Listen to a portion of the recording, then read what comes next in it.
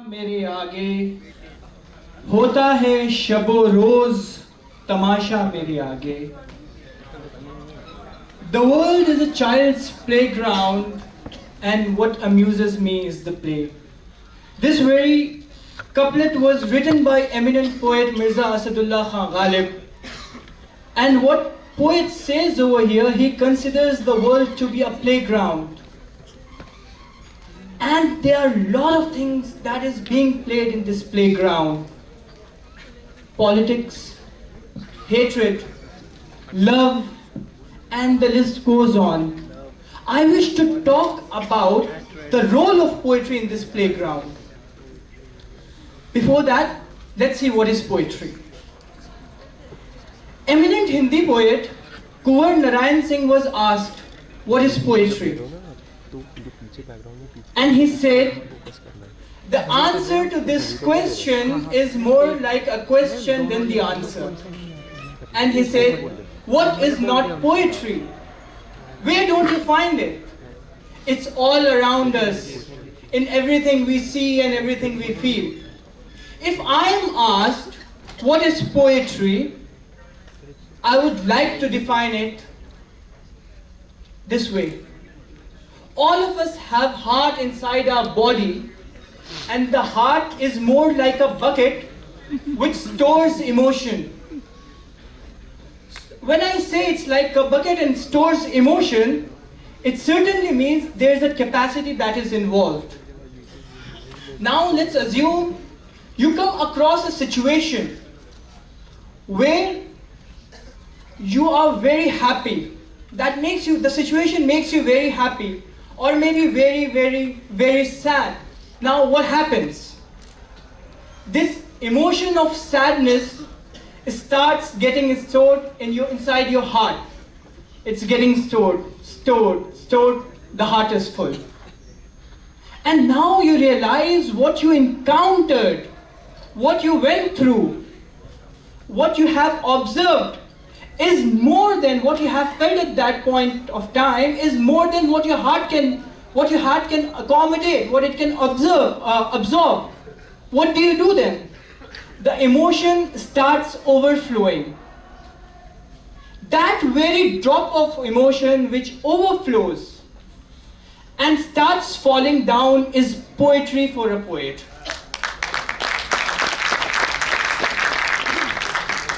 When we use words to communicate with people around us and far away, to intensify the impact of what we say, the words must take shape of poetry. When the words take shape of poetry, what happens? The heart starts to melt. And what makes poetry universal is the metaphor, because metaphor comes with a character that is ambiguous in nature. Now, let me illustrate it to you. I read a poem and I extract orange juice out of it. You read the same poem. You extract banana juice out of it. You read the same poem. You extract apple juice out of it. I am happy. I extract something else out of it. I am sad. I end up extracting something else out of it. What does this mean? This simply means poetry allows you to accommodate thoughts and opinions that are not same in nature. It welcomes the interpretations that are not identical. Let me share a couple of instances with you. Instances that will help you understand the impact and the role of poetry. Josh Malihabadi was a poet who mostly wrote poetry on social subjects or revolutionary poetry. He was given the title of a revolutionary poet. He was reciting a poem for All India Radio in Lucknow, which was being aired live. Let me read out the poem for you, and you can refer the screen for the translation.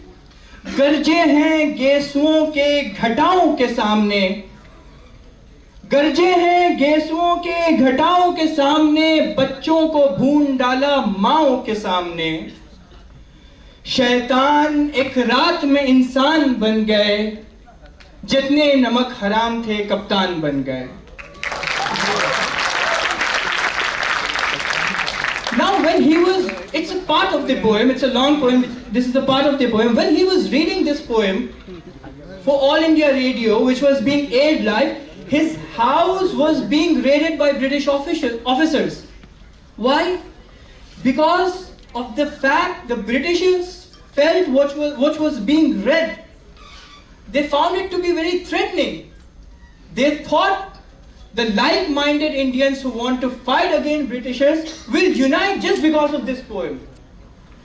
Let me share another instance. In the year 1975, when emergency was declared in India, there were lots of human rights violations. Politicians who opposed the idea of emergency being imposed were sent to jail. And the press had their own, the press was going through restrictions, series of restrictions. A poetry festival is organized on the eve of 15th August in the premises of Red Fort, and Indira Gandhi is invited as the chief guest. A young professor from Patna, Dr. Kaleem Ajiz, when he gets a chance to recite, what he recites is, दामन पे कोई छीट न खंजर में कोई दाव, तुम कत्ल करो हो कि करामात करो हो. When he was reading this, when he was reciting this, he was pointing towards Mrs. Indira Gandhi, and the people who came there as an audience, they got excited and they requested him to repeat the poem. He read it thrice, and every time he read the poem, he was pointing towards Mrs. Gandhi, which made her uncomfortable. Now, the purpose of poetry, the poets are supposed to show the mirror to the society. They are bound by this duty. Eminent Urdu writer Saadat Hussain Manto once said, "If you cannot bear my stories, then the society is unbearable. Who am I to remove the clothes of the society, which itself is naked?"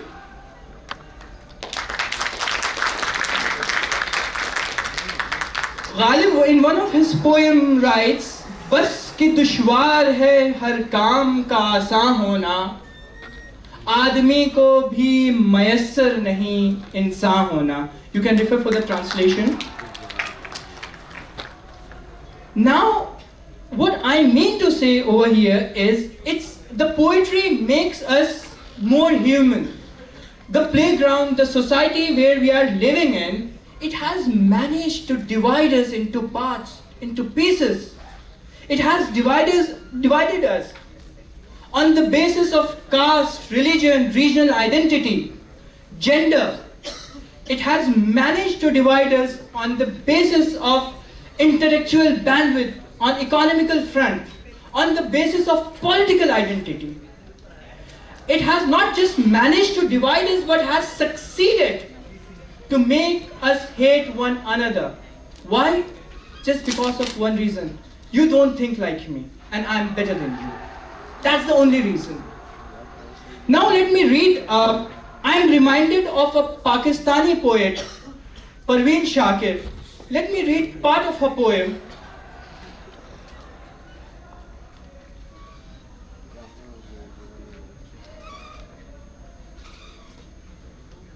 I guess the translation is missing over here. I'll read out the poem for you.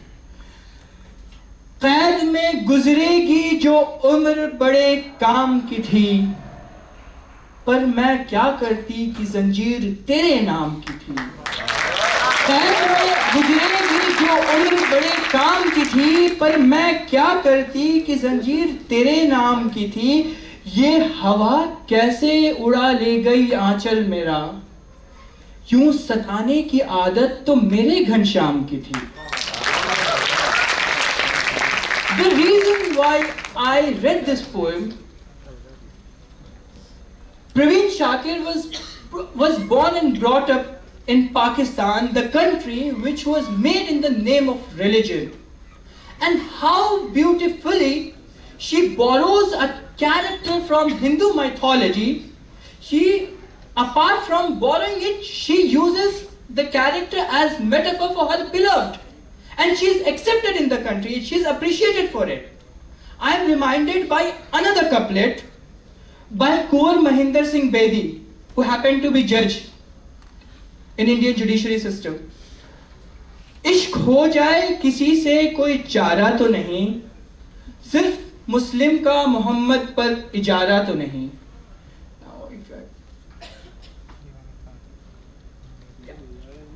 इश्क हो जाए किसी से कोई चारा तो नहीं, सिर्फ मुस्लिम का मोहम्मद पर इजारा तो नहीं. Now this guy is a Sikh, but he is not scared. In fact, he is confessing his love for Prophet Muhammad.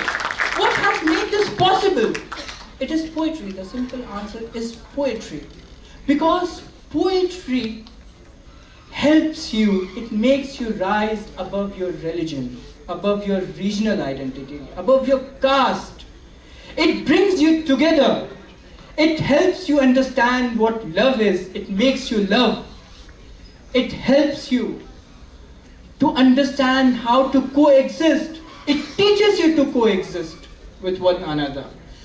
And I see a lot of good poetry happening around. Lot of good poetry happening around. And I am very sad about it. Yes, I am very sad about it.